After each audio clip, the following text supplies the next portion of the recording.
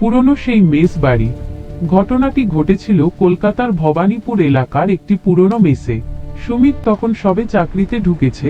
কম ভাড়া একটা পুরনো আমলের বিশাল ঘরে থাকার জায়গা পায় সে। ঘরটা ছিল দোতলার একদম কোনায়, যার জানলা দিয়ে একটা বিশাল পুরনো অশ্বত্থ গাছ দেখা যেত।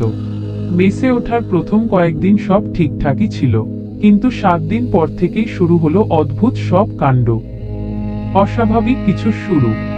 সুমিত খেয়াল করল, প্রতি রাতে ঠিক রাত 2:15 তার ঘরের কাঠের আলমারিটা নিজে নিজেই খুলে যাচ্ছে। প্রথমে সে ভেবেছিল হয়তো পাল্লাটা ঢিলে, তাই সে ভারী কিছু দিয়ে আটকে রাখত, কিন্তু লাভ হলো না। একদিন রাতে সে স্পষ্ট শুনতে পেল আলমারির ভেতর থেকে কেউ যেন খুব শান্ত গলায় তার নাম ধরে ডাকছে। তারা চিহ্ন সুমিত, সুমিত তারা চিহ্ন। ভয়ে সুমিতের গায়ের লোম খাড়া হয়ে গেল। সে টর্চ জেলে দেখল ঘর একদম ফাঁকা, অথচ আলমারির ভেতর থেকে একটা ঠান্ডা হাওয়া চুইয়ে বেরোচ্ছে। ছায়া মানুষের উপদ্রব। ঘটনাটা চরম পর্যায়ে পৌঁছাল তার পরের সপ্তাহে। সুমিত রাতে ঘুমানোর চেষ্টা করছিল, হঠাৎই তার মনে হলো তার বুকের উপর কেউ বিশাল পাথরের মতো চেপে বসেছে। সে চোখ খুলে দেখল সিলিং ফ্যানের সাথে ঝুলে থাকা একটা কালো অবয়ব নিচের দিকে তাকিয়ে আছে।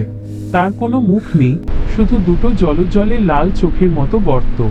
সে চিৎকার করতে চায়, কিন্তু গলা দিয়ে কোনো আওয়াজ বেরোল না। প্রায় 10 মিনিট পর সেই ছায়াটা জানলা দিয়ে বেরিয়ে অশ্বত্থ গাছের অন্ধকারে মিশে গেল। আসল রহস্য। পরদিন সুমিত সেই মেস ছেড়ে দেওয়ার সিদ্ধান্ত নেয়। যাওয়ার আগে মেসের বয়স্ক কেয়ারটেকারের কাছে সে জানতে চায় সেই ঘরের ব্যাপারে।